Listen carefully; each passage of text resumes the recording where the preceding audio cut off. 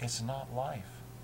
And we shouldn't be selling all of our products and writing all of our stories and totally focused in on it. It's too much. We shouldn't, but the root of it is sex sells. Yeah, but we show how young we are as a country, because we are a young country. We are a young country, and our culture is very young. Yeah. Okay, and it's still like pubescent. It's not even pubescent. It's preteen. We're like the 8 and 9, 10-year-olds. I agree. And what I'm trying to say to you kids is that, you know something? You are living in a wonderful time when you're a young person. When I grew up, we were kids. Do you know what I mean? We weren't rushing to bed. We weren't watching. We were watching Father Knows Best. You know what kind of problems they were having? They were having problems with the car. They were having problems. They weren't having psychological, sexual relations. But don't you think that maybe when you were growing up, what was on TV was not reflective of what was actually happening around you? No, I think it was. I think it was reflective.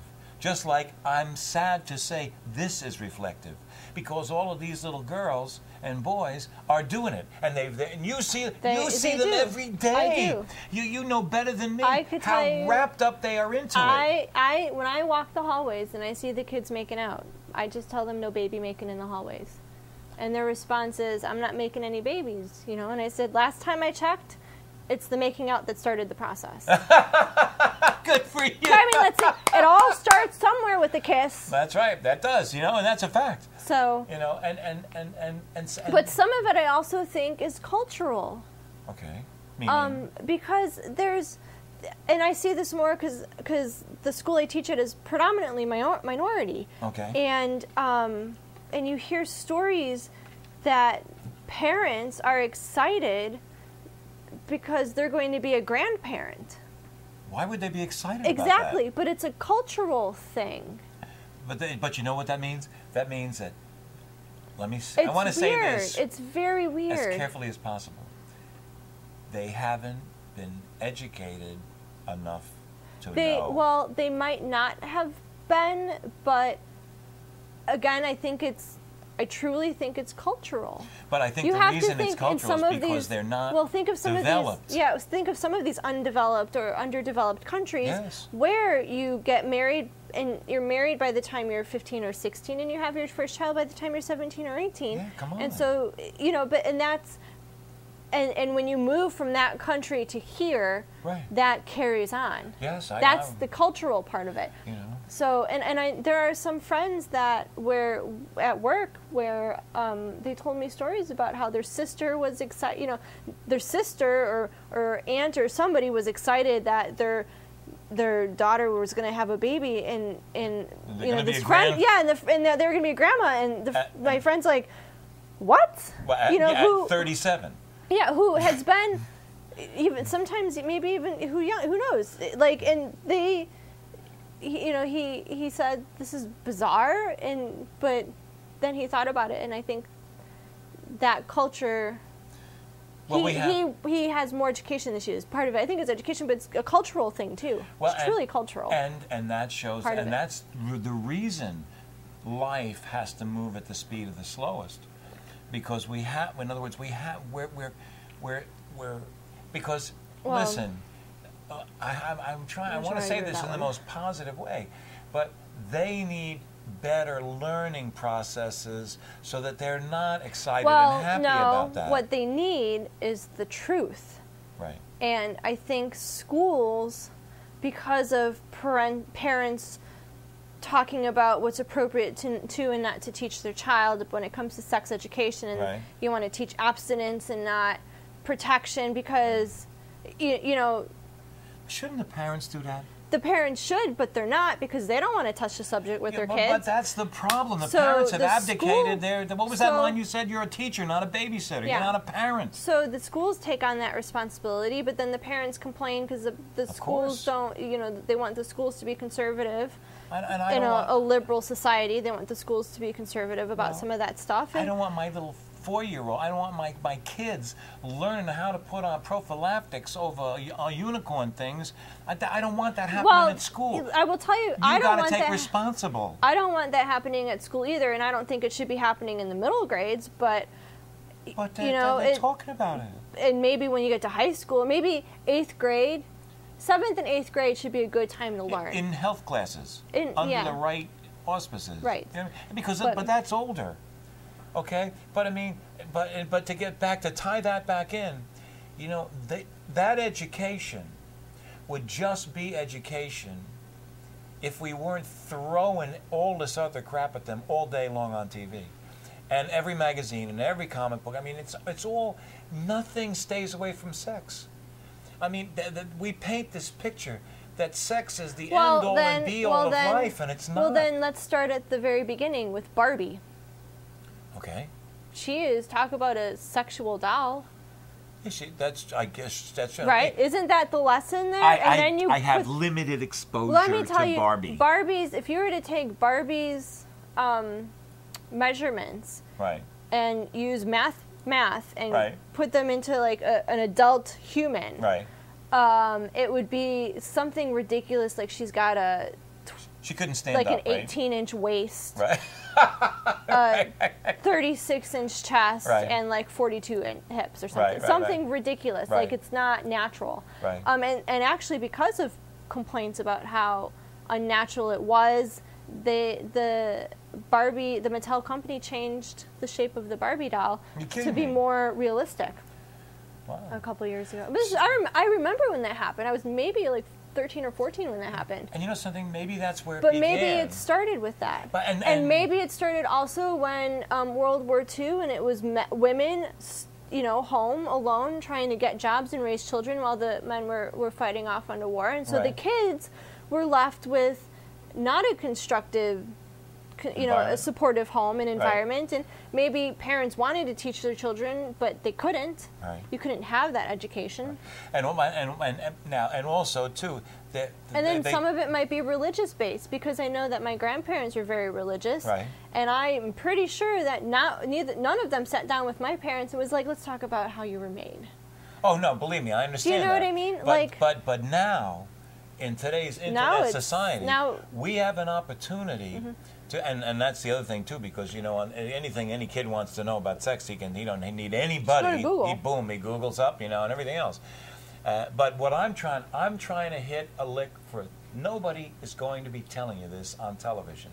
Sex is not everything in life. It means more to have a friendship with somebody. It means more. You know what? When we were kids, we went out and we played. Well, of course, this was in the 50s. We went out and we played war.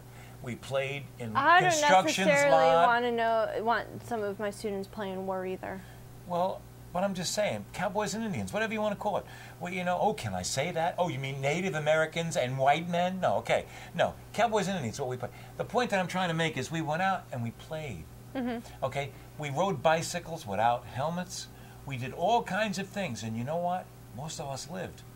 I feel the same way about some of the stuff that's coming down from, I understand that there's a key for safety regulations but on the other side of it, I didn't have as many restrictions or requirements on my youth.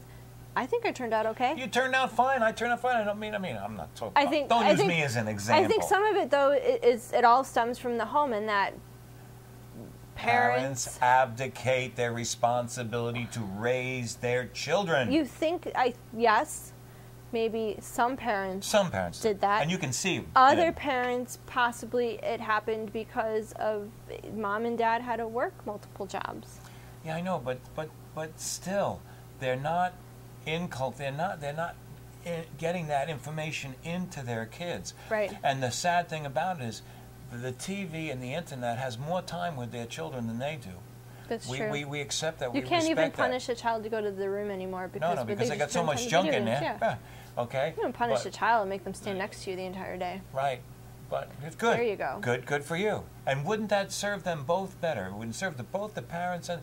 But I can tell you, I know you and we both work in an area where you get to see a lot of parents, a lot of children.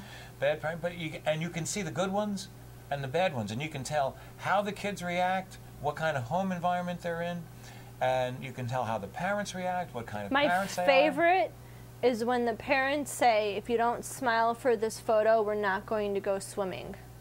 Yeah, or something, right? Fill in the blank. Yeah, if you don't do this, we are not. And I'm thinking, who, how, what, huh? Or the women that it's very obvious that they don't really do a lot with their children because their hair and makeup is always perfect. Right. You know, and they got the I'm like, you obviously have never really, truly played with your child. Right. You know, never gotten out you've never. When was the last time you know? Because, yeah.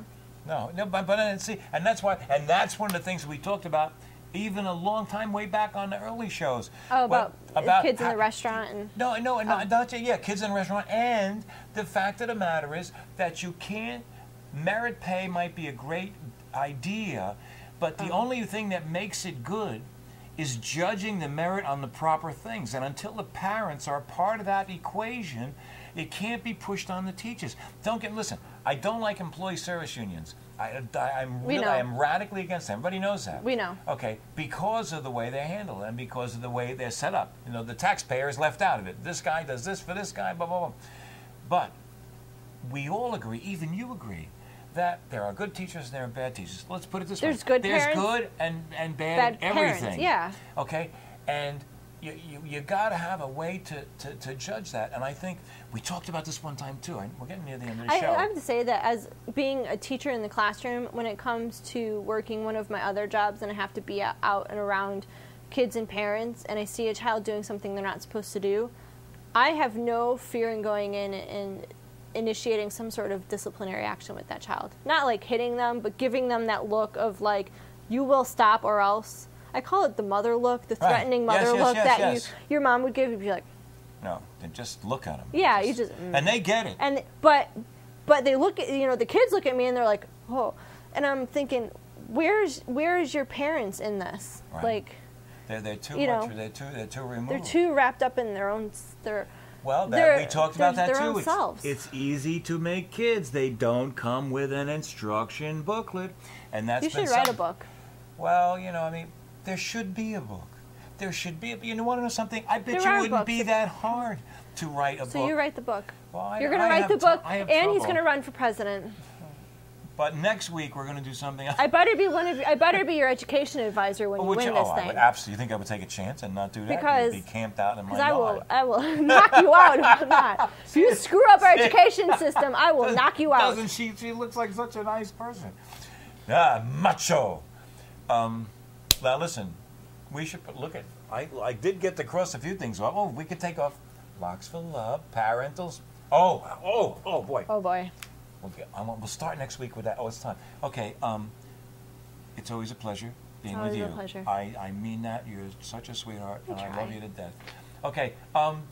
Even if it's a tiny, itsy, bitsy little thing. Do something good for somebody. Make the world a better place. Look at that. Is that the best? You're the best. Okay, we have to go now.